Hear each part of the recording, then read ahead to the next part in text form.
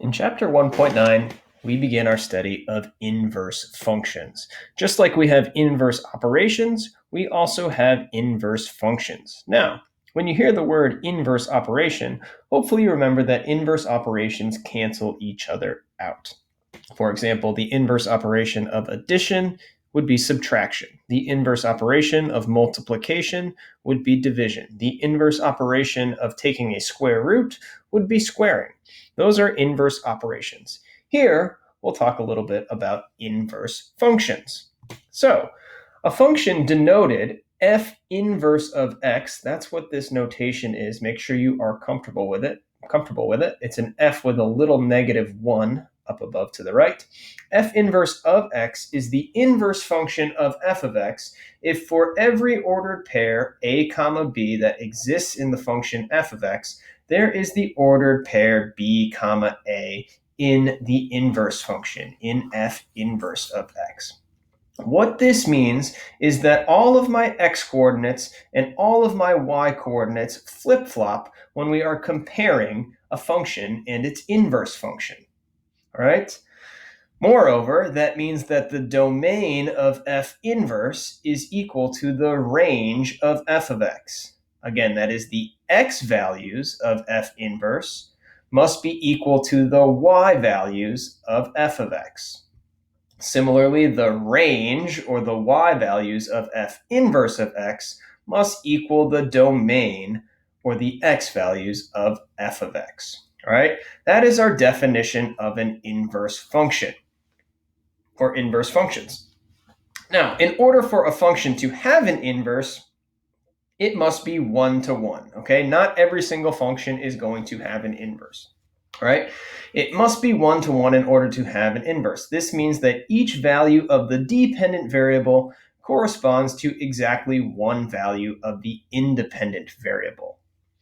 To test to see whether or not a function is one-to-one, we use the horizontal line test. If a horizontal line can be drawn such that it intersects the graph of a function at more than one point, the function is not one-to-one, and therefore it does not have an inverse. For example, let's take a look at this graph right here. Is this function one-to-one, and does it have an inverse? Well, if I were to draw a horizontal line, notice that I end up with two intersection points. Anytime I end up with more than one intersection point, that means that the function is not one-to-one, therefore it does not have an inverse. Okay, these three dots, that means therefore in mathematics. That's the symbol for therefore. Now, let's look at this graph. Here I have another function. Let's determine whether or not the function is one-to-one. Well, we apply the horizontal line test. Recognize that no matter where I draw a horizontal line on this graph, it is only ever going to intersect at exactly one point.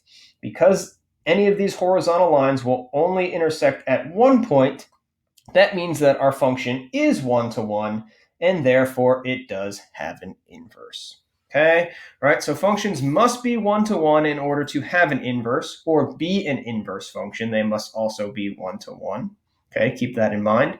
All right, and recognize that the x values and the y values of inverse functions all flip.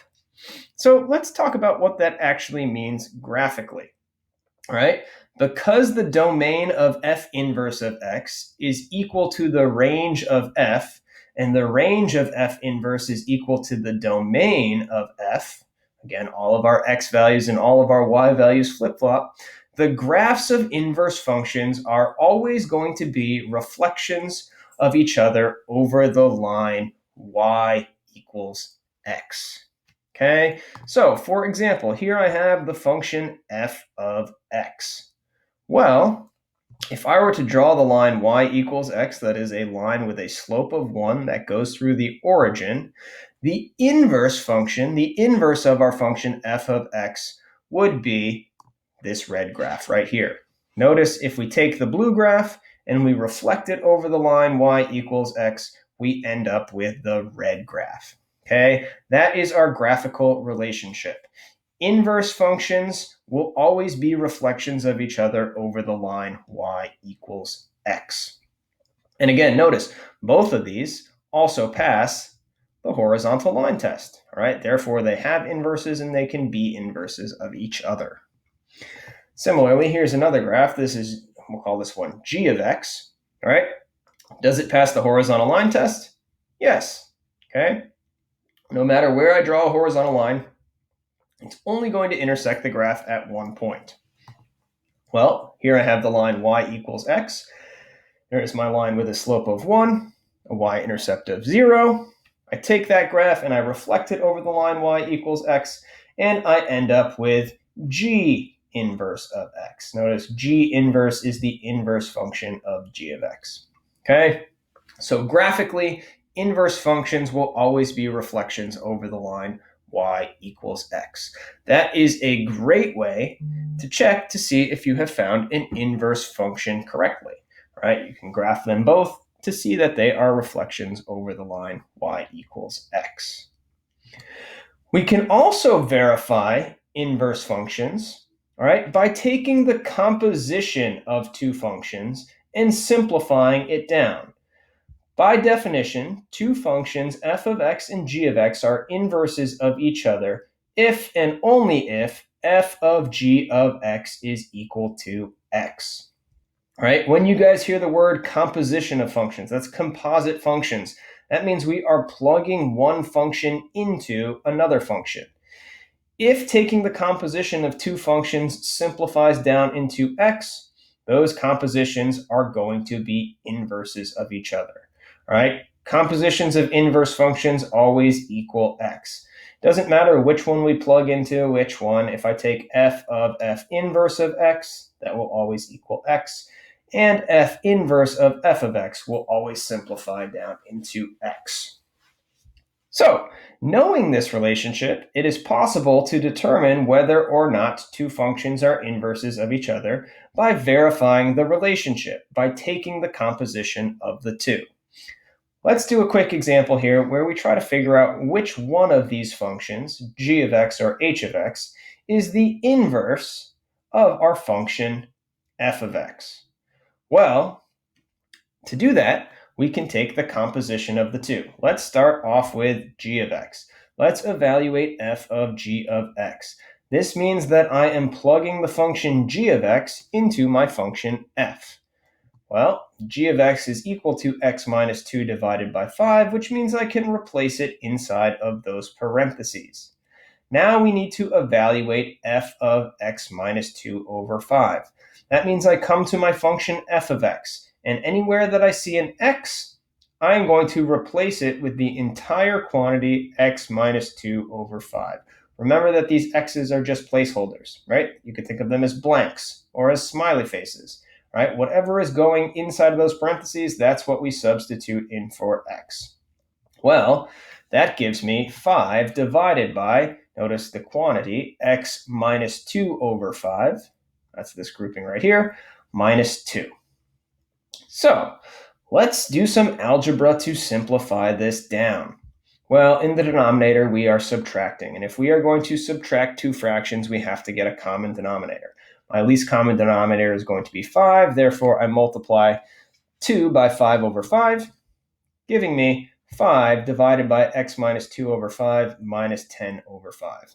Now that we have a common denominator, we can combine these two fractions by subtracting the numerators here. So I have 5 divided by the numerator of our denominator, x minus 2 minus 10. That gives me x minus 12.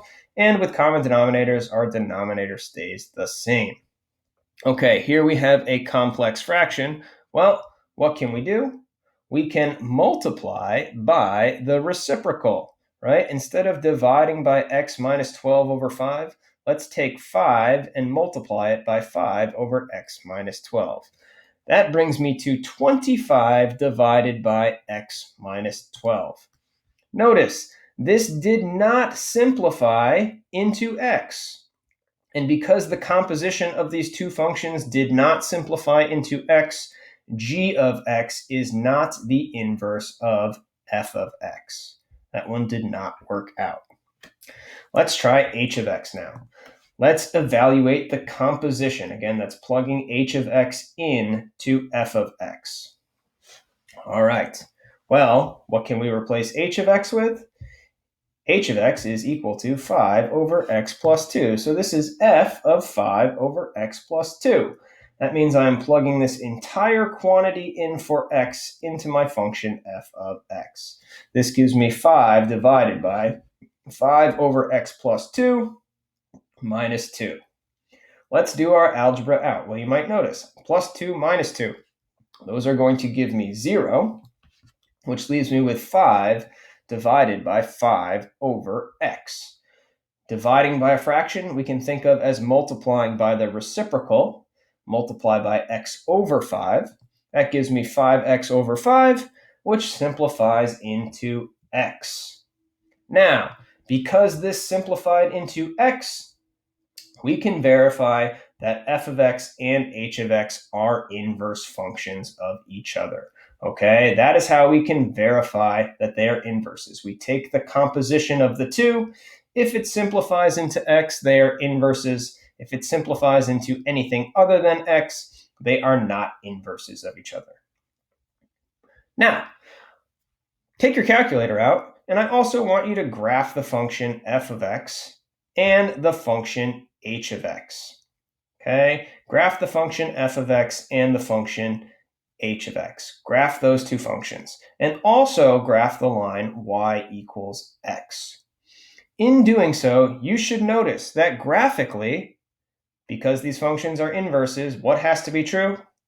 They are going to be reflections over the line y equals x. All right, make sure that's the case. So we can verify inverses graphically, or we can verify inverses by taking the composition of our functions and verifying that they simplify down into x.